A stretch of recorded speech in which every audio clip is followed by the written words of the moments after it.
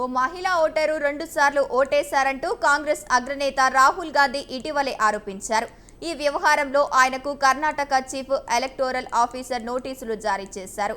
ఈ ఆరోపణలపై పూర్తిస్థాయి విచారణ జరిపేందుకు గాను సంబంధిత పత్రాలను సమర్పించాలని సూచించారు. మరోవైపు ఎన్నికల సంఘం కూడా ఓట్ల చోరీ ఆరోపణలపై డిక్లరేషన్ సమర్పించాలని లేదా తప్పుడు ఆరోపణలకు దేశానికి క్షమాపణ చెప్పాలని మరోసారి కోరింది.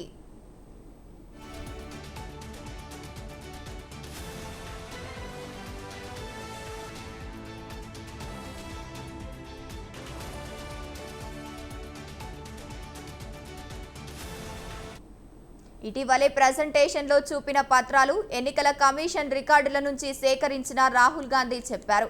అదేవిధంగా పోలింగ్ అధికారం ఇచ్చిన రికార్డుల ప్రకారం శకున్ రాణి అనే మహిళ 2 సార్లు ఓటు వేశారని ఆరోపించారు.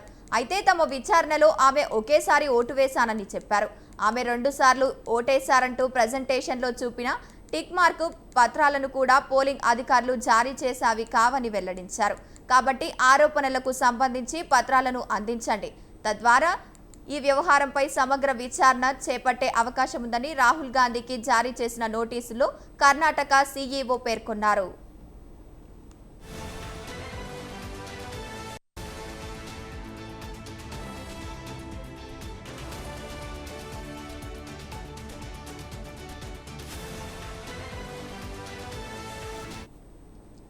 ఓట్ల చోరీ వ్యవహారంపై రాహుల్ గాంధీ నిన్న మరోసారి ధ్వజమెత్తారు.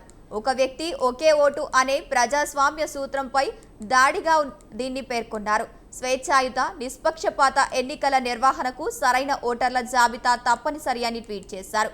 ప్రజలు, పార్టీలు ఆ జాబితాలను పరిశీలించేందుకు వీలుగా డిజిటల్ ఓటర్ జాబితాను విడుదల చేయాలని ఈసీని డిమాండ్ చేశారు.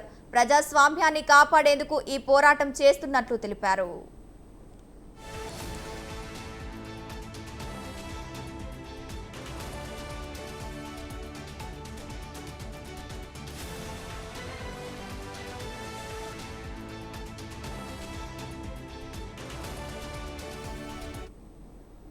అయితే రాహుల్ వ్యాఖ్యలను ఎన్నికల సంఘం కొట్టిపారేసింది.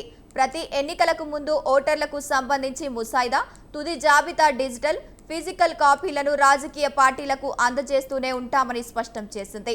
పార్టీలకు ఓటర్ల జాబితా డిజిటల్ కాపీలను ఇవ్వరనే వాదనలు అవాస్తవంగా తప్పుదోవ పట్టించేవిగా ఉన్నాయని ఈసీ పేర్కొంది.